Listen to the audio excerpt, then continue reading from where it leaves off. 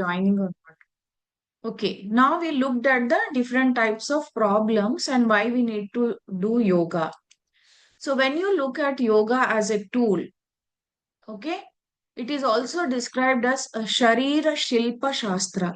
So just as a sculptor sculpts the stone and makes a beautiful uh, whatever carving out of it, in the same way you can kind of um, do a nice work on your body with all the tools that are given in the yoga and kind of sculpt it. You can sculpt your body into beautiful whatever that sometimes I don't get the right word. Shilpam, like a shilpam, okay? It is Culture. a sculpture. Ashastra Shastra Chikitsa. It is a treatment, but how is it then done? Ashastra. Shastra means equipments. Okay, like you have no medical, you have when you go to a doctor, they will use one forceps, they will use one knife to cut, and then they will sew us. So in yoga, you don't need any equipment. Okay, without equipment, you can kind of do a surgery on the body. You don't open, you don't cut open, you don't sew anything, but you can do wonderful work on the body. So it is like a Sharira Shilpa Shastra where you apply Ashastra Shastra Chikitsa. Okay. So once you go under the knife medically, there might be lot of complications. Okay, like I have seen in my own family, my mother-in-law and all, when they went for surgery, they kind of, it seems, remove the intestines, they put it on your abdomen and they kind of do the surgery and they put everything back. So whatever the God has set, that natural, whatever that setting will get disturbed. So she had a problem called adhesions in the large intestine. So there was a little miss thing when they put her organs behind, and they got kind of stuck with each other. So her food won't pass through the intestines. Even the mustard used to get stuck. So we used to make it like a baby's food, everything grind and feed her. Okay. So preferably it is suggested not to simply go under the knife and get your body cut. Okay. So yoga consists of the Ashtanga. In the previous class, yesterday's class, no, day before yesterday, we spoke that in the second chapter of Yoga Sutra, Patanjali mentions the Ashtanga. Ashta means eight. Anga means limbs. So there are eight limbs in yoga that you have to follow. You cannot just now what has become, market has become only about asana and pranayama. The rest of the limbs have been left to air. Nobody discuss about this. A little bit dhyana or meditation. These three together, they call it meditation. Okay. But when you look at the yoga or the whole yoga as a tool, we have these eight limbs. This is yama. This is niyama. Again, each of this has five sub branches. Okay. Then you have asana, then pranayama, then you have what is called as pratyahara. Okay. So this is considered as the threshold. Threshold ante in Telugu you called it gadapa. Gadapa means near the main door or main door. In olden days we used to have it for every door. You will have this threshold. Okay. When you stand outside, you are like outside. Once you put your leg inside and you go, you will call that you are inside the house. In Tamil, I don't know what you call it. Maybe Anandi, you can help with the Tamil. Vasapadi. Vasapadi. Ah, yeah, for Uma, Vasapadi. Okay. So only one step. When you step it inside, you are called you are inside the house. When you are just one step outside, you say outside the house. So when you look at the yama, niyama, asana, pranayama, pratyahara, they are called as bahiranga sadhana. These are all bahiranga sadhana. And when you take one step inside, these dharana, dhyana, samadhi are called as the antaranga sadhana. Okay. Diseases that affect the sense organs, various body parts, muscles, bones, lungs, nadis, nadi grandhis, and space between the bones can be eliminated by practicing the first five. And the body can be made powerful by practicing the first five Bahiranga sadhana. Did you get it? Okay, by Bahiranga Sadhana, you can walk on all of this. Now, coming to the Dharana, Dhyana, Samadhi, they are kind of internal practices. So if you are doing a asana or if you are doing a pranayama, if you are following yama niyama, I can look at you. I can also understand when you are practicing pratyahara. See, ahara. Ahara means food. Okay. Food or whatever information you are taking in also can be called as ahara. Okay. So when you are taking it for the physical body, it is food. When you are taking it through the senses, for example, you are close to me, you observe me every day. You see that I like eating the pani puri or I like eating the mirchi bhaji. But after 6 months, you regularly watch me, then you see that slowly I'm not eating the mirchi bhaji or pani puri. So what I have done here, slowly I have, so you will know that I have stopped eating them. Okay, these first five limbs, when somebody is practicing, that is why it is called Bahiranga Sadhana, something that is external. The person in front of you or the person who is there next to you can observe. So then one fine day you'll ask, earlier you were kind of eating bhaji and pani puri every day. Now what happened? Because I got control over my sense organs. No longer mirchi bhaji tempts me. No longer pani puri tempts me. So slowly what I have done, I have turned my sense organs inward. Earlier they were focusing outward. If I see a new sari, if I see a new dress, I'm scrolling on the cell phone, I see something online, immediately I want to order. So, ahara, that is all ahara. Okay, whatever you are consuming from outside, not necessarily just a food or drink, any information that you are taking in. So, when you reach the level of pratyahara, what will happen? Anything it is here outside will no longer tempt you. And when you stop taking information from the outside world, that becomes the pratyahara. Okay?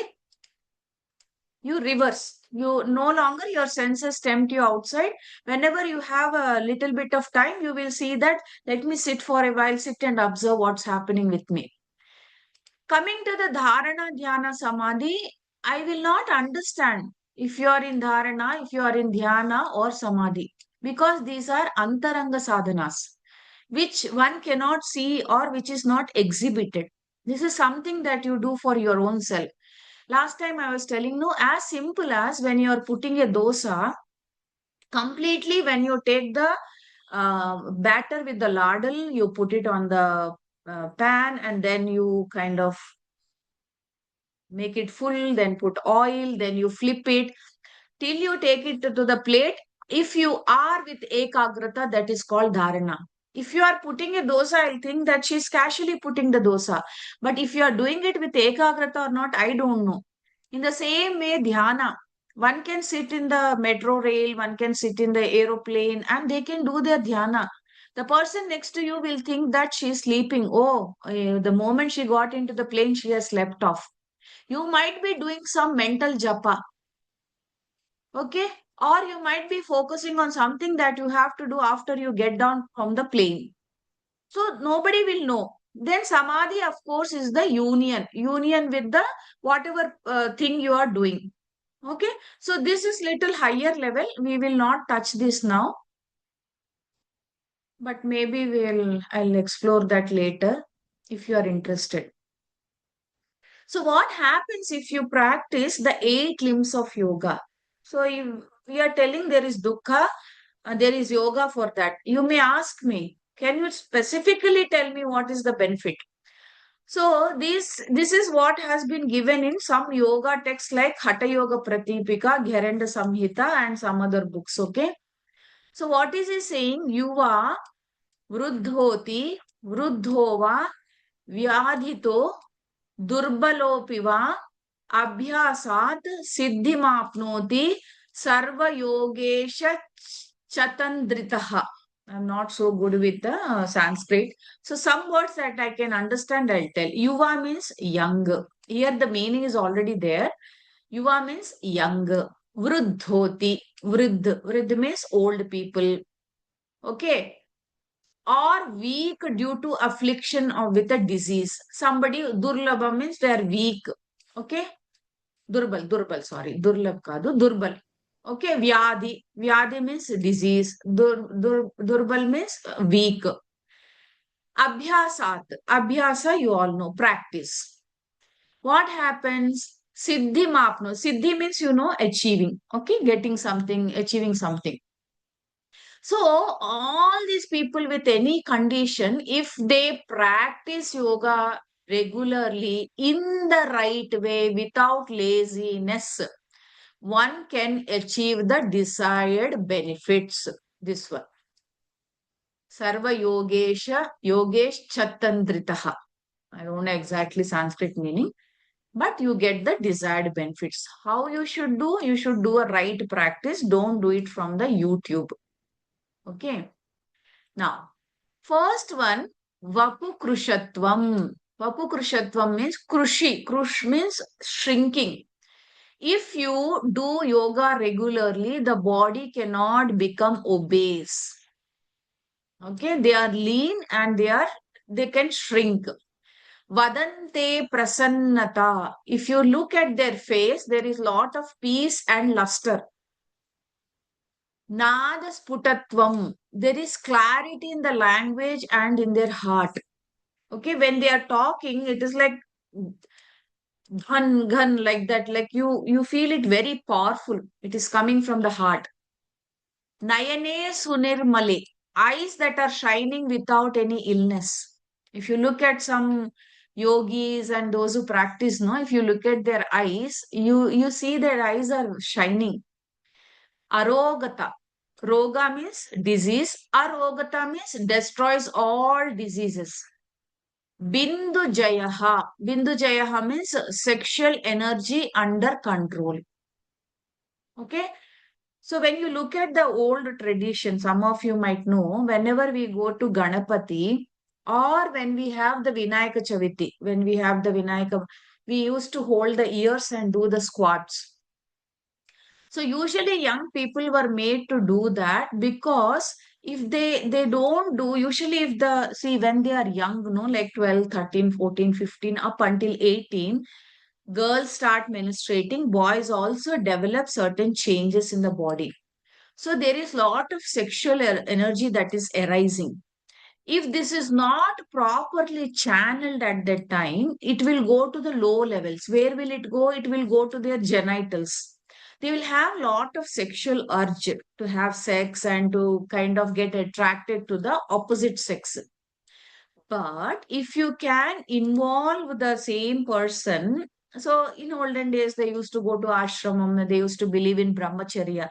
Now that is all shit for the younger generation. So when they used to kind of do these practices, the energy was directed upward. Now, if you see, even a sixth class girl and boy are in love, they are going, they are physically getting involved, all that is happening. So, the bindu means the sexual energy has to be directed upwards for a certain. And also in Ayurveda, if you look, no, they say this sexual energy control should be there uh, till the like, till you have that ability. Even a married man, he should have control on when to have the sex only one time a day or something like that.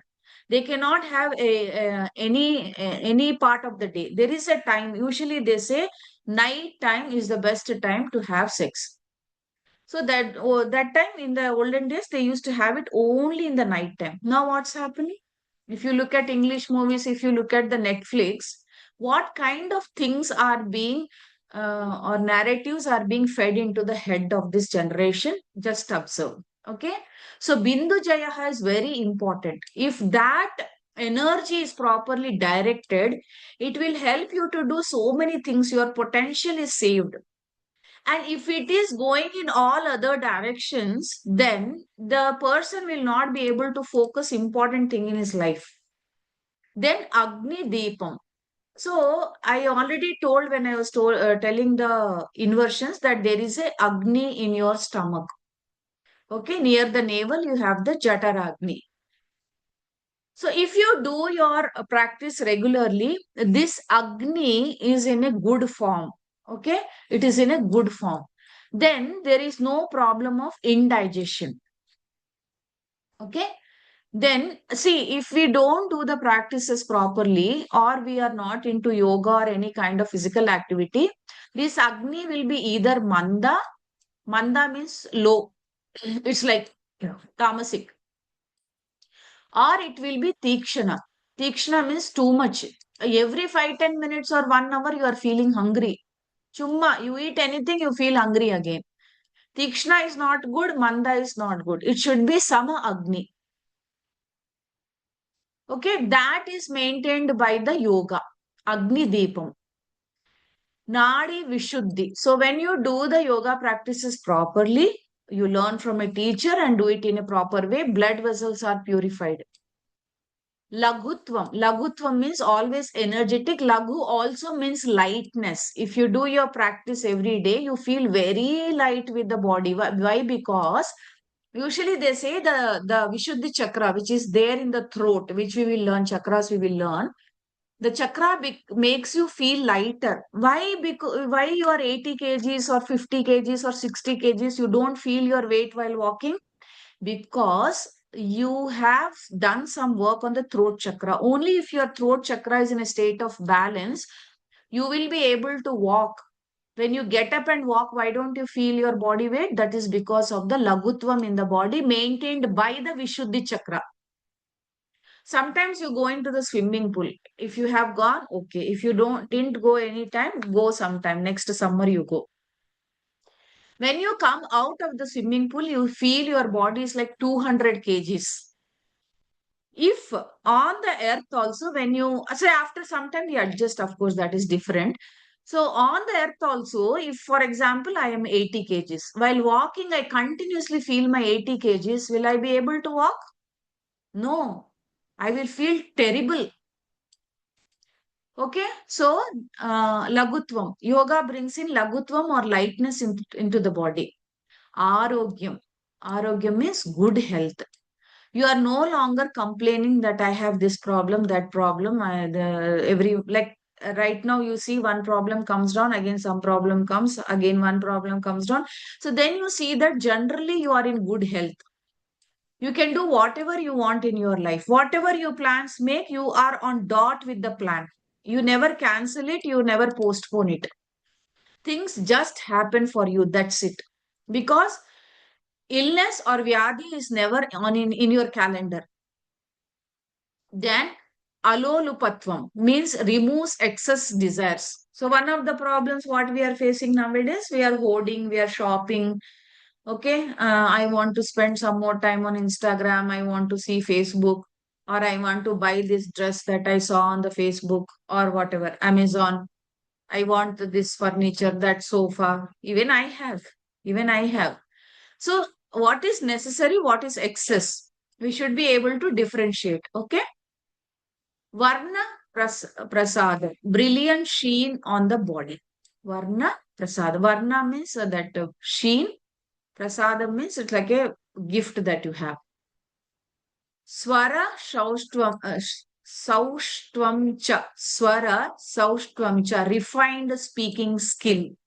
When you speak with clarity. When you speak to the point. When you speak that what has to be conveyed to the listener. You don't speak what you know. You will speak what is needed by the listener. Is my information needed for the listener? Or am I only sending what I know? Okay, sometimes we talk no to prove that I know this, I know that I have this much of information, I am so informed person. Instead of that, we speak less, we speak the right thing, and we speak only as much as needed. Okay, so these are the benefits of practicing yoga. I will skip the history for now.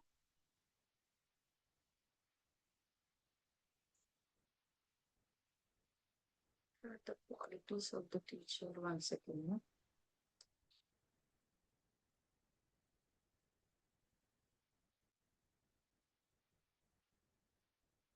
Hmm. Yeah.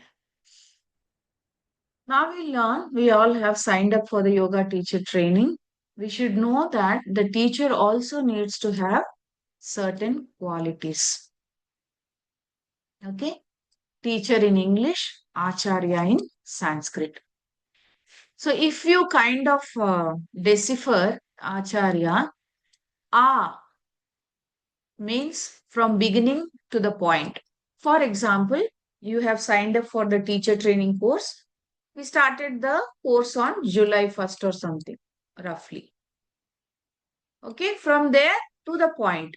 Up until 6 months, I will be there with you. Once the course is done, we will not be meeting like this day to day. Of course, we will be there in the group, we'll be chatting. So after that point, when whatever point we agreed on, after that, the Acharya and the student kind of separate. Also means never ending, infinite. So when you are learning or when you are teaching, sometimes you need also to be like a infinite. You continue to learn and you continue to give to the student.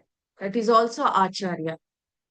You cannot think that I completed 6 months course. I am the master of yoga now. Yoga is like a big sea. In the big sea, I can say I'm offering only little like mustard. Though I'm giving this much, still it's like a mustard. Maybe a small piece in mustard.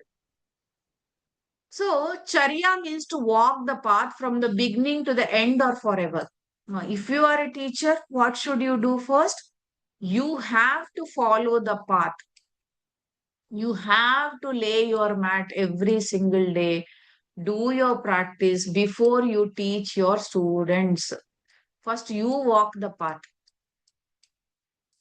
Because until unless you do the practice, you will not understand what is Tadasana doing to your body, what is Virabhadrasana 1 doing to your body, what is Virabhadrasana 3 doing to the body. Only if you understand, you can convey it to your student. Just like you people are asking me doubts, your student will have lot of doubts. How will you answer your students? Only if you practice. Okay? So, Charya. Charya means you always walk the path. Acharya means one who learns and practices and teaches what he experiences. So, first you practice, you learn, you practice, and then what did you experience that you teach?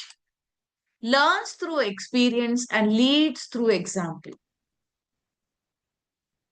Okay, you will not say that don't kill animals or don't stab anyone, don't murder anyone, and then you only go and do that. Nobody will you respect you as a guru.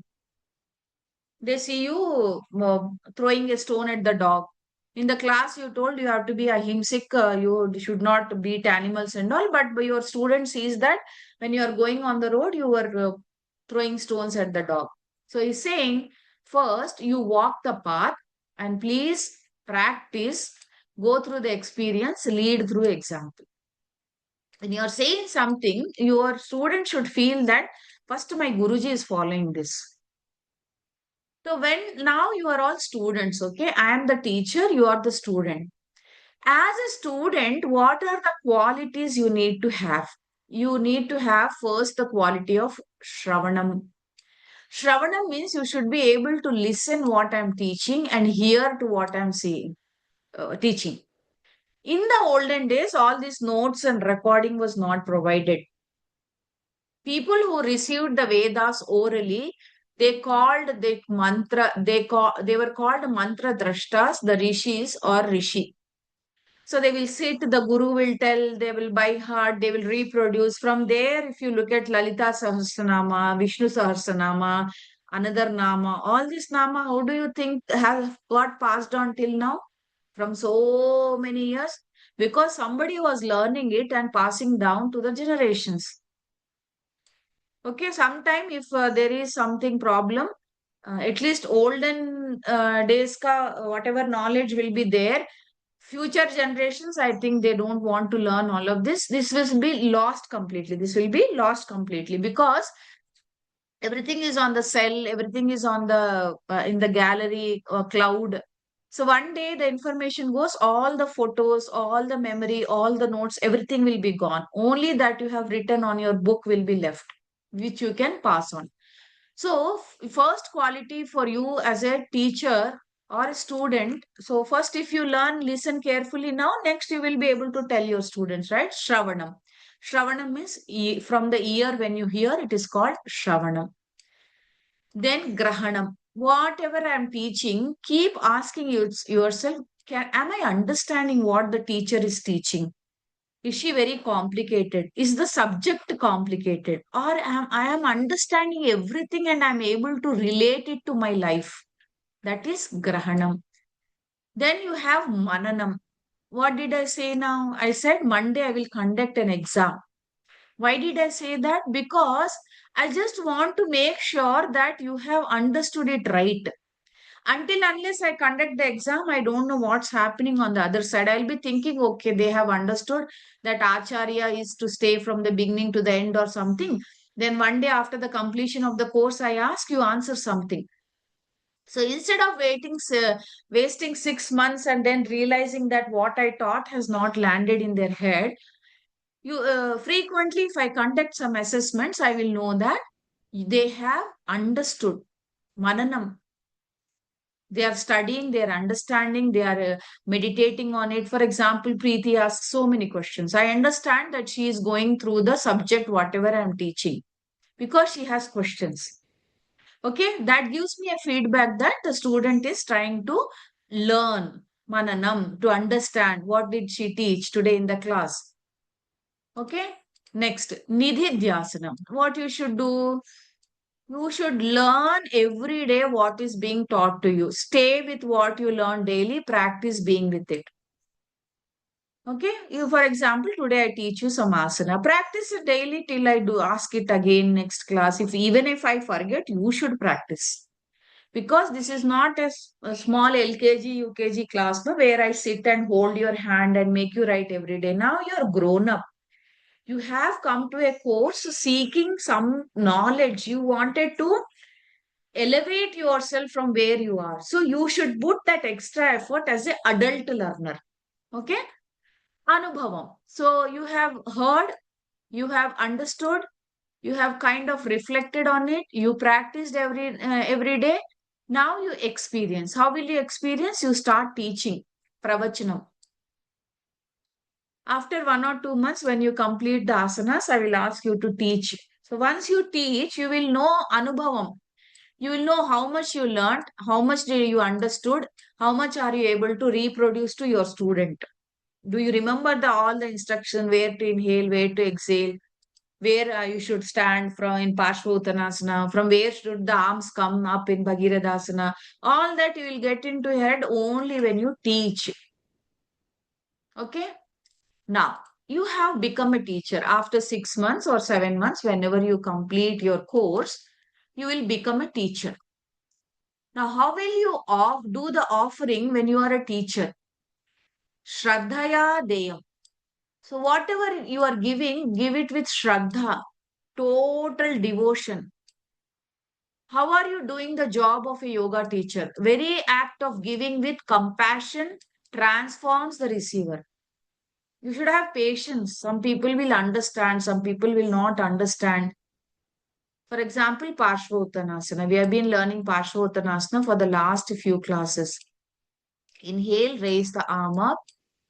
Exhale, go down. Whatever is your best forward fold, go down.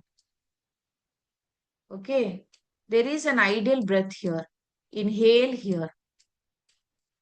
Okay. Your student does not understand. Keep telling till they understand. So, exhale, they came down. Exhale, they came down. They inhale here, one ideal breath. On exhalation, they go back deeper. They don't go back. They go deeper into the final goal posture, touching the forehead to the knee. Now inhale, they come up slightly into the sthiti again. In the written, there is one idle breath, which is the exhalation.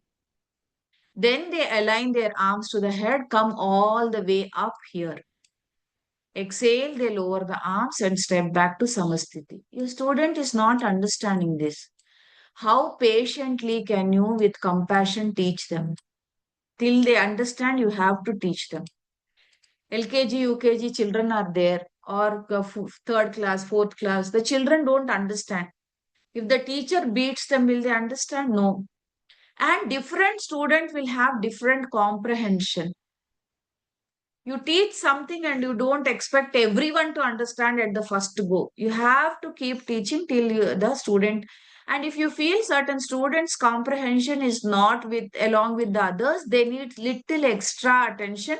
You can teach them or give them extra instructions and make them understand. Usually in the class, they will appoint some leader or mentor and ask them to help to learn. They will teach this student, your classmate. Okay. Shriyam Deyam. Shriyam Deyam means cleanse your container before you offer. Shri. If you see Shri Devi, you say Shri Shri. Shri means abundance. So when you are giving, give it in abundance. Don't hold back. Offer from a pure space, not from polluted, agitated, or disturbed mind.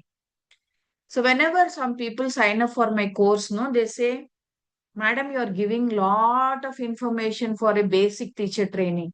Remove some topics from this. They say put level 2 and give charge some more money and give level 2 some information.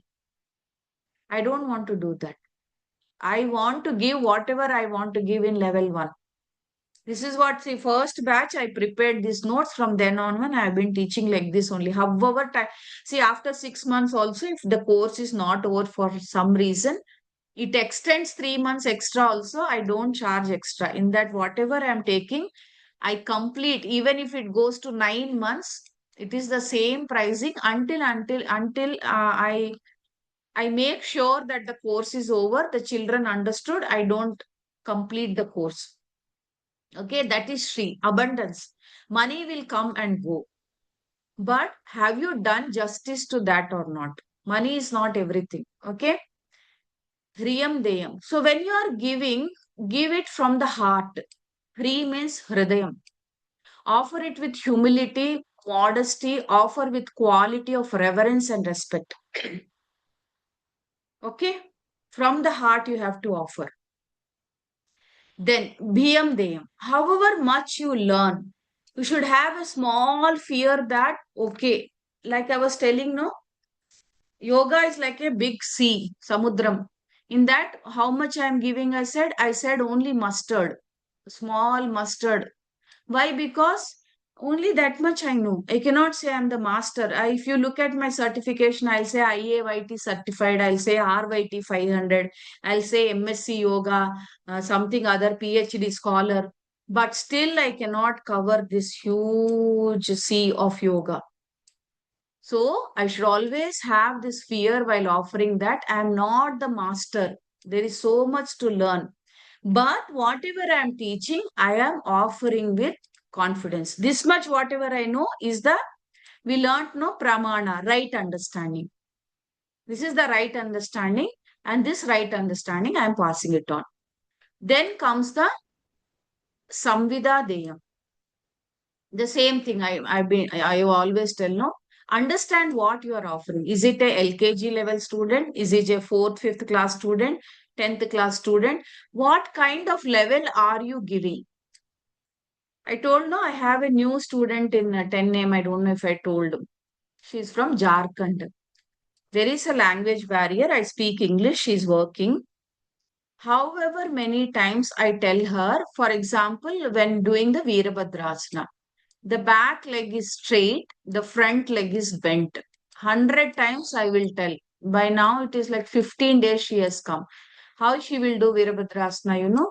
So the front leg is bent, the back leg is also bent like this. By now I have told her 100 or 50 times at least. The people who practice next to her tell, straighten the back leg. She will not correct herself. So sometimes you will notice that Even though you have been compassionate, you are trying to give to your best, the student is not ready to take what you are giving. Okay, you understand that the student needs some extra attention. You give, you help, you are compassionate, you are modest, you are humble, but still the student is not ready. Then what you can do as a teacher, sometimes you also need to learn to be kind of, it's okay. You made sure that you have given all the instructions so that the student doesn't damage himself or herself. But if they are not comprehending, you have to wait for the time to come for them to be ready for what they are asking. Okay.